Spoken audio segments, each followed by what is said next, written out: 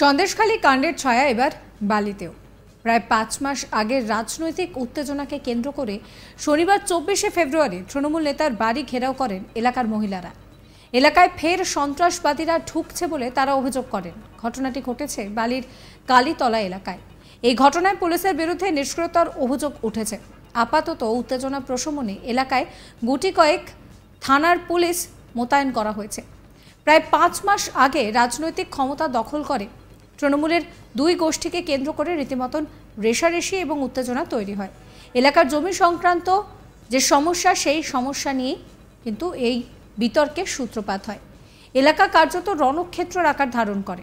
ঘটনায় গ্রেফতার করা হয়েছিল মূল অভিযুক্ত খোকন গায়েন সহ প্রায় 40 জনকে। এক গোষ্ঠীর মারধরে গুরুতর জখম হন স্থানীয় তৃণমূল নেতা অসিত গায়েন। পরবর্তীতে এই ঘটনাকে কেন্দ্র করে বিক্ষিপ্তভাবে বারবার এলাকায় উত্তেজনা তৈরি হয়েছে। এদিনের উত্তেজনা প্রসঙ্গে অভিযুক্ত পক্ষের দাবি যে আইনের পথে চলে তারা আদালত থেকে জামিন পেয়েছেন, কিন্তু তা সত্ত্বেও এলাকায় ঢুকতে দিচ্ছে না তৃণমূলের অন্য গোষ্ঠী। পাল্টা বিপক্ষ গোষ্ঠী দাবি করছে যে এলাকায় সন্ত্রাসবাদীরা ঢুকেছে, তাই তারা প্রতিবাদ করছেন। অভিযুক্ত ছেলে সৈকত গায়েন কি বলছেন শোনাবো আপনাদের।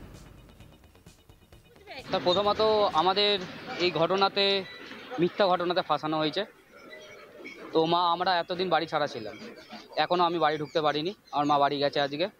তো মায়ের ওপরে পাড়ায় অনির্বাণ গায়েন বলে একজন আছে, তো তারা আরও সব বউটো নিয়ে এসে ঘরে হামলা করেছে, ভাঙচুরও করেছে, মাকে মেরে দেওয়ার ধমকি দিচ্ছে। তো আর এখন আমি বাড়ি ঢুকতে পারিনি, ওটাই। আচ্ছা, মানে তারা যে বলছে যে এলাকায় নাকি যারা মানে সন্ত্রাসবাদী এরকমভাবে বলছে, তারা নাকি এসে আবার তোমাদের বাড়িতে ভিড় করছে এবং এলাকায় ইয়ে করছে, সেইটা হচ্ছে তাদের মেন অভিযোগ। এটার কি কোনো ভিত্তি আছে, কি মনে হয়? খোকন গায়েন আমার বাবা হয়।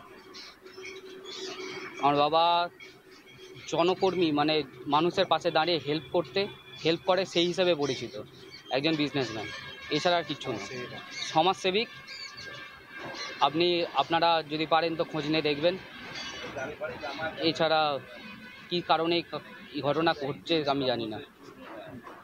আর এর আগে মানে যখন তোমরা এলাকায় থাকতে না, বা তোমাদের এলাকায় কি থাকতে দেওয়া হচ্ছে না? মানে হ্যাঁ, থাকতে দেওয়া হচ্ছে না, আমাদের অত্যাচার করছে সবাইকে। আইনত সবাইকে জানানো হয়েছে, পুলিশকেও জানানো হয়েছে,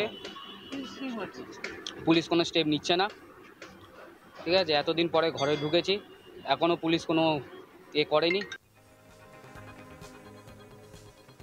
অভিযুক্তের স্ত্রী গঙ্গা গায়েন তিনি বলছেন যে তার স্বামীকে ফাঁসিয়ে জেলে ঢোকানো হয়েছে, এমএলএ করেছে বলে, নির্দল করছে বলে। ভোটের দিন তার স্বামীকে নাকি নজরবন্দি করে রাখা হয়েছিল, সবটাই তৃণমূল করছে। কি বলছেন তিনি শোনাবো। আমার স্বামীকে ফাঁসিয়ে 42খানা ছেলেকে ফাঁসিয়ে দিয়ে আর জেলে এরকম করে ঢুকিয়ে দিয়েছে, নির্দল করেছে বলে। এমএলএ করেছে, এমএলএ এইরকম করেছে, নির্দল করেছে বলে নজরবন্দি করে দিল। ভোটের দিনকে আমার স্বামীকে নজরবন্দি করে রেখে দিল। হ্যাঁ, নজরবন্দি করে রেখে দিল ভোটের দিনকে, নির্দল পার্টি নেমেছে বলে। কেন? মানে পুরো ঝামেলাটাই নির্দলকে নিয়ে। কিন্তু আপনাদের মানে যারা এখন জেলে আছে তারা তো একটা টাইমে তৃণমূলই করে। হ্যাঁ, তারা তো তৃণমূলই, তো আমরা সবই তো তৃণমূলই। তো আমরা অত্যাচারের জন্য আমরা এইরকম করেছি। এমএলএর বিয়ের জন্য আমরা আজকে এতে।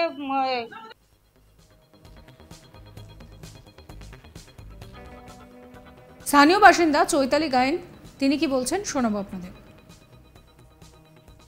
উনি এখনো মানে সেন্স ফেরেনি, প্রায় এই 5 মাস চলছে। আমরা কিন্তু মাথা ঠান্ডা করে, আমরা আইনের ওপর ভরসা করে, আমরা কি 39 জনের মতো, কিছু মানে এর আগে কিছু জামিন পেয়েছে, এবারে যখন জামিনও পেয়েছে তারা ফিরে এসছে। আমরা কিন্তু কিচ্ছু বলিনি।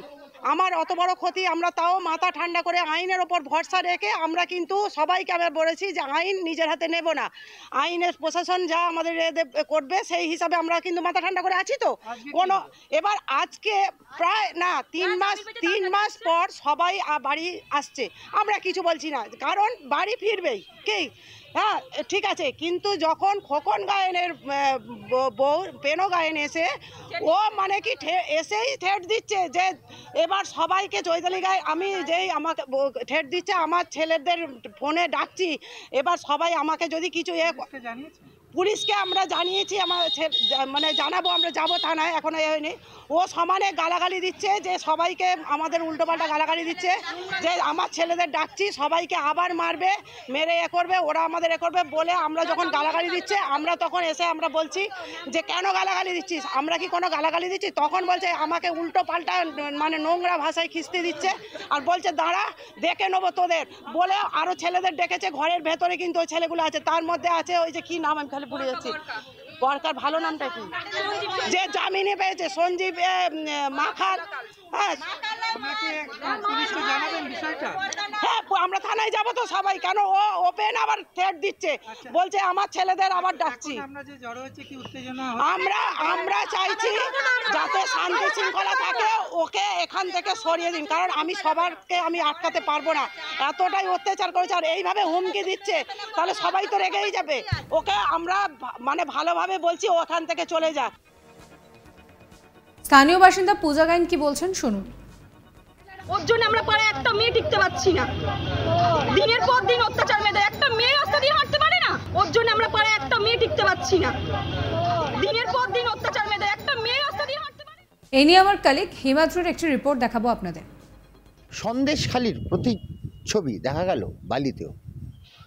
বালি নিশ্চিন্দা থানার এলাকায় গত 5 মাস আগে জমি সংক্রান্ত ব্যাপার নিয়ে দুই গোষ্ঠীর মধ্যে রণক্ষেত্র চেহারা নিয়েছিল, এবং এই রণক্ষেত্র চেহারা কিন্তু এতটাই পরিমাণে বেড়ে গেছিল যে এক গোষ্ঠীকে এমন মারে, আজও সেই গোষ্ঠীর নেতা অসিত গাইন হসপিটালে ভর্তি, এবং অন্য গোষ্ঠীর নেতা খোকন গাইন ও 40 জনকে অ্যারেস্ট করেছিল নিশ্চিন্দা থানা পুলিশ। গতকাল নিশ্চিন্দা থানা এলাকায় ওই ঘটনাকে কেন্দ্র করে যাদেরকে অ্যারেস্ট করা হয়েছিল তাদের কিছুজন বেল পায় এবং তারা বাড়ি আসতে চায়, আর এলাকার মানুষ খবর পেয়ে এই দুষ্কৃতীদের বাড়িতে ঢুকতে দেবে না বলে মহিলারা চড়াও হয় সেই সব বাড়িতে।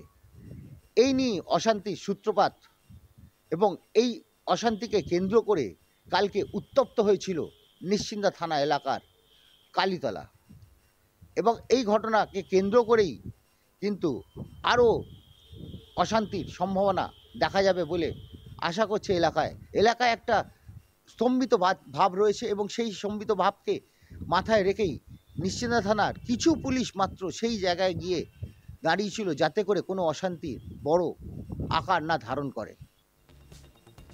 সাবস্ক্রাইব করবেন আজ তাক বাংলার ইউটিউব চ্যানেলকে, ফলো করবেন হোয়াটসঅ্যাপ চ্যানেল।